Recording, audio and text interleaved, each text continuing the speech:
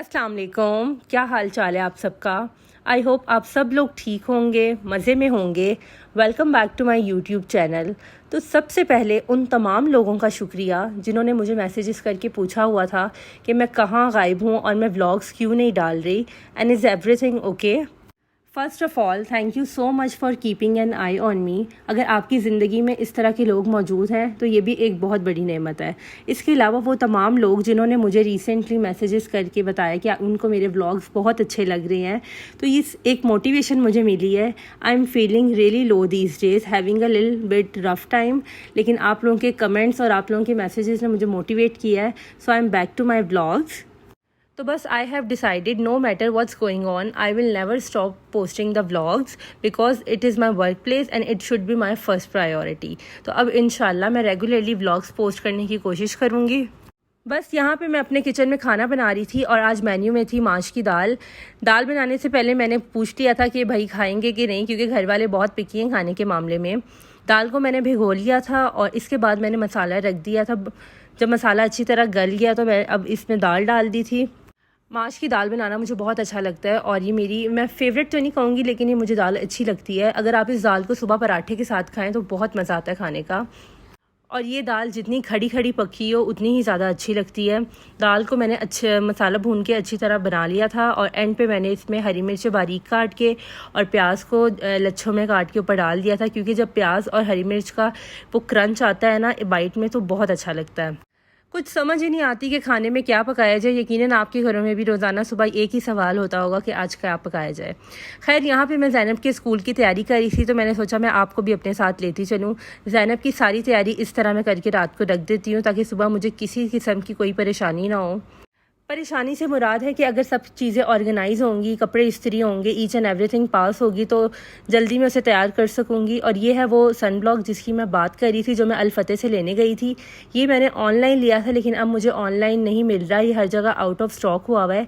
ये बहुत ज़बरदस्त सन ब्लॉक है, थोड़ा प्राइसी है लेकिन बच्चों के ऊपर भी, बच्चों की स्किन के ऊपर भी कोई कॉम्प्रोमाइज़ नहीं करना चाहिए। मैं ज़ैनब को स्कूल सन ब्लॉक के बगैर बिल्कुल भी नहीं भेजती। गर्मी हो सर्दी हो, सन ब्लॉक मैं उसे ज़रूर लगाती हूँ। मैंने सना आबिद की रिकमेंडेशन पे ये लिया था और ये वाकई में बहुत इफ़ेक्टिव है, टैनिंग भी नहीं होने देता। इसके अलावा ये SPF 50 है। अवीनो के वैसे भी सारे बेबी प्रोडक्ट्स बहुत अच्छे होते हैं। And here I am back with my mommy duties. Mommy duties तो ख़त्म होती ही नहीं है माशाल्लाह से।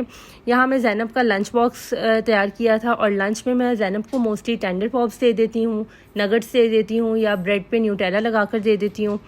और साथ में मुझे ज़ैनब को कोई ना कोई जंक ज़रूर देना पड़ता है, जिसमें कभी जेली हो जाती है, कपकेक हो जाता है, कोई चॉकलेट हो जाती है। एंड बिफोर यू गाइज आज के सिर्फ चार इसलिए क्योंकि ज़ैनब बहुत कम लंच करके आती है। ज़ैनब को स्कूल में लंच करना पसंद नहीं है, वो माशाल्लाह घर आके ही पेट भर के रोटी खाती है। तो मैं फिर उसे ज़्यादा देती नहीं हूँ, जितना वो ख़त्म कर सके मैं उसे उतना ही देती हूँ। मोस्टली मैं ज़ैनब को बर्गर्स भी बना देती हूँ, बर्गर ज़ैनब को अच्छे लगते हैं लंच में। इसके अलावा मैं नगट्स भी घर में बनाती हूँ। एक और रीज़न ये है लंच कम देने की, क्योंकि जिस तरह की गर्मी आजकल पड़ रही है, लंच बॉक्स टोटली पैक होता है तो चीज़ें सौगी हो जाती हैं। बच्चे वैसे भी बहुत नाजुक होते हैं, कोई इस तरह की सौगी चीज़ खा लें तो साथ ही बीमार पड़ जाते हैं, तो मुझे इन चीज़ों का बहुत ख्याल रखना पड़ता है। यहाँ बस ज़ैनब तैयार हो गई थी स्कूल के लिए और ये व्लॉग है उस दिन का जब मैं अम्मी के घर गई थी और अम्मी ने अपना मोस्ट फेमस और हिट नाश्ता बनाया था, जो कि है पराठे। वाइट आटे के अम्मी पराठे बनाती हैं और साथ में है आलू की भुजिया और देसी घी का सूजी का हलवा। मैं अभी वॉइस ओवर कर रही हूँ तो मेरा फिर दिल कर आया है ये खाने को।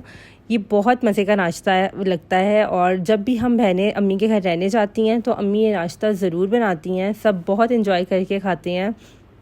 यही छोटी छोटी खुशियाँ होती हैं अम्मी के घर जाने की, जहाँ आपको बैठे बिठाए अच्छे अच्छे नाश्ते मिल जाते हैं। और इसके बाद दोपहर के खाने में अम्मी बना रही थी बिरयानी।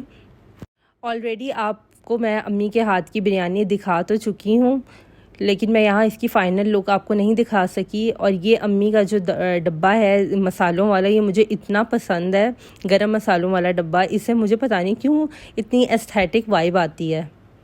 मैं अपनी अम्मी से यही कह रही थी, मैंने आपका ये डब्बा किसी दिन चुरा कर ले जाना, मुझे बहुत पसंद है। हालांकि आपको इसमें इस डब्बे में कोई ऐसी बात लग नहीं रही होगी, लेकिन बस मुझे पसंद है।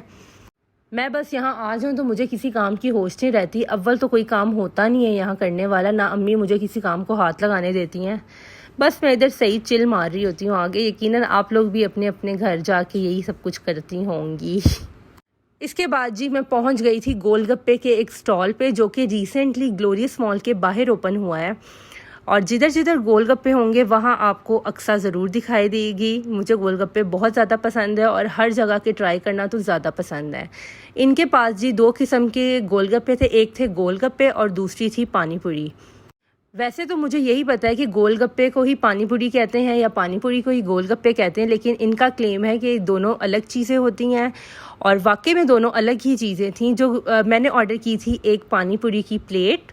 अगर हाइजीन की आप लोग बात करें तो इन्होंने हाइजीन मेंटेन की हुई थी। इनके पास 3 किस्म की चटनियाँ थी, जो कि वो एक जो चटनी थी वो बिल्कुल नहीं बता रहे थे किस चीज़ की। मैंने कहा चले ना बताएं, कोई मसला नहीं, मेरा काम है व्लॉगिंग करना।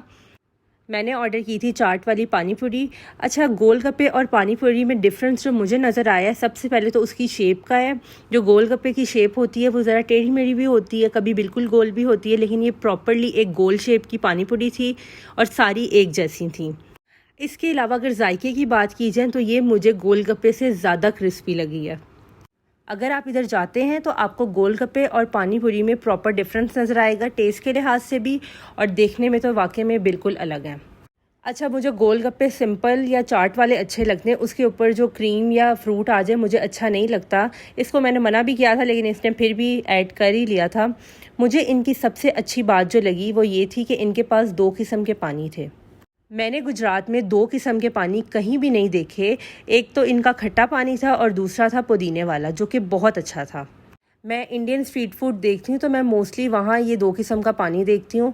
खैर, अगर मुझे इसे रेट करना पड़ेगा तो it would be 8 out of 10। Number 1 जो मेरे फेवरेट गोलगप्पे हैं वो हमेशा वही शादमान वाले रहेंगे।